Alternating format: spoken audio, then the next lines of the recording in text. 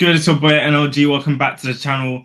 Definitely make sure to smash a like and hit sub to be a part of the NLG fam. Again, trying to work my way to 2K, going slowly but surely. Thank you everyone for the support so far. We're going to be talking about the Arsenal versus Newcastle game off in Singapore.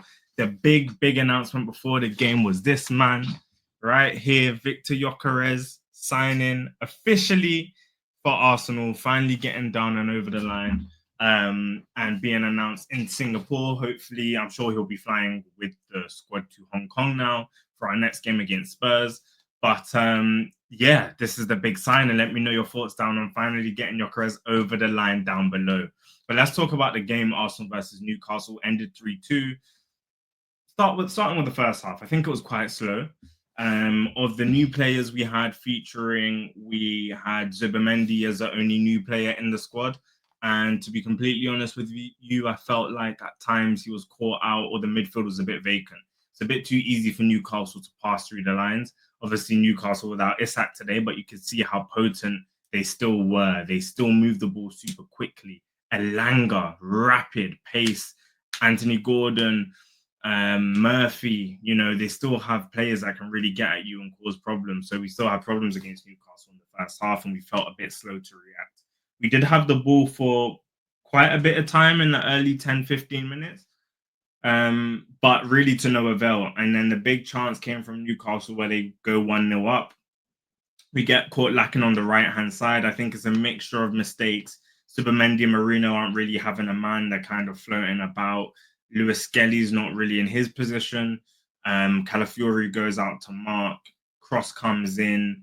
Skelly's caught, in no man's land. So is Saliba. No one's basically picked up Elanga, who's darted into the box from the left-hand side.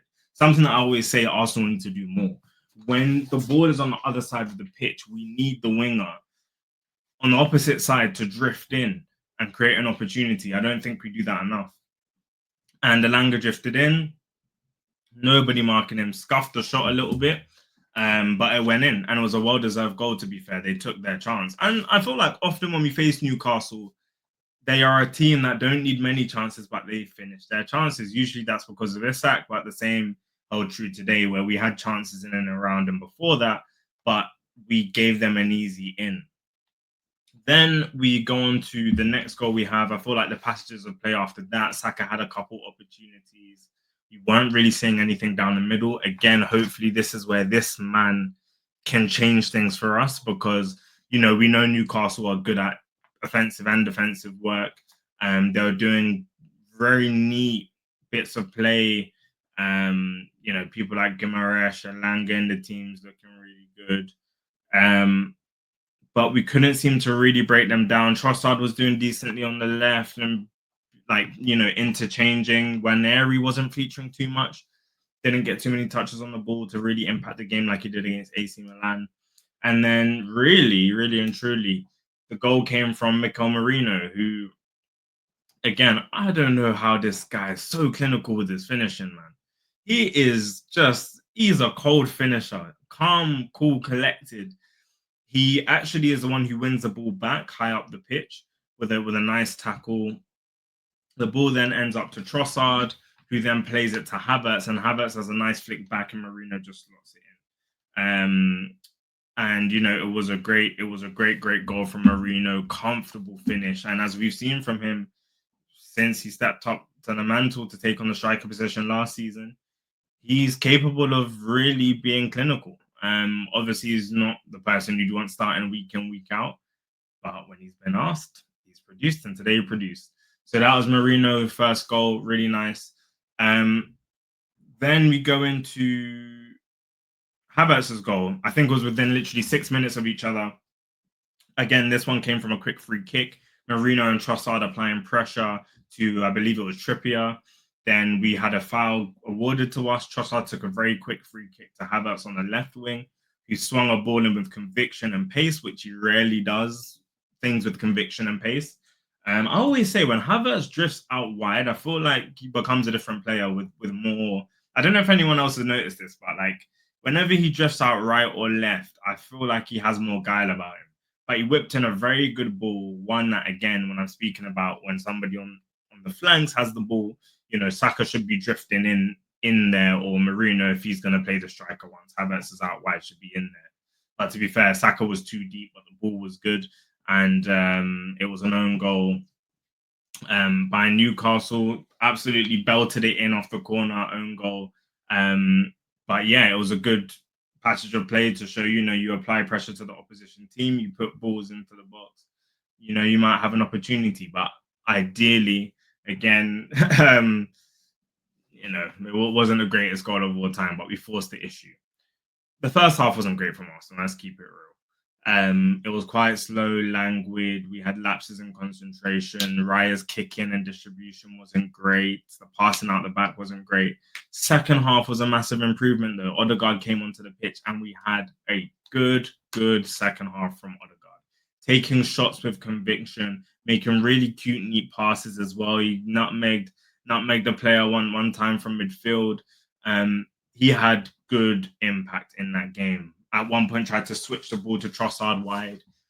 This is the variety of playmaking we needed from Odegaard and we got from 2 years ago. We know he had a blip last season, but it's positive signs to see from Odegaard.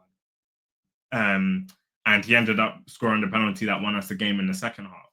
But other than that, though, we did see players like Max Dowman, Josh Nichols come on. We saw Kepa come on. We saw Martinelli come on, Rice. And you can see the team elevated to the next level. That you can tell there was a difference between the two squads when those players came on. And Max Dowman, who won the penalty for us, my word, the way he plays on the right-hand side, no fear. Newcastle are a very physical team. He literally, took the ball on the right-hand side, cut the ball. He might have even nutmegged whoever was defending, cuts inside and drives with the ball with such conviction towards the box. And it's Joe Linton who takes him down, and Max Dowman wins us the penalty. But that wasn't the only thing. He had many glimpses across that second half, and also the game against AC Milan. So look, that is a big talent, and the fact he's getting minutes here is a good sign. And I'd also like to shout out as well, actually, Josh Nichols. Less so in this game, but the first game he was really good as well. Just to think again, 15 and 18 respectively for Max Dowman and Josh Nichols. I mean, the players we have coming up, it's such a positive sign to see. So look, we won 3-2 on the day. Odegaard converting the last penalty. A better second half. Some positive signs there. I'd say some more negative signs in the first half with like some of the same repeated mistakes we have against teams that move the ball quickly and with intensity. The same lapses in judgment. So hopefully from a defensive standpoint, Gabriel Hines can cut that out. But look, it's 2 wins, 2 games, 2 wins under our belts in preseason. It's what you want. You want minutes in the legs.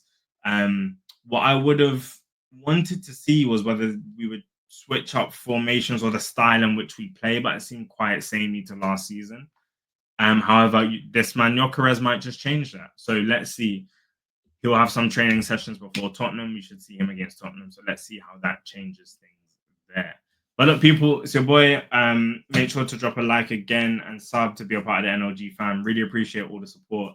And yeah, look, I'll catch you on the next one where we do a reaction to the Tottenham game.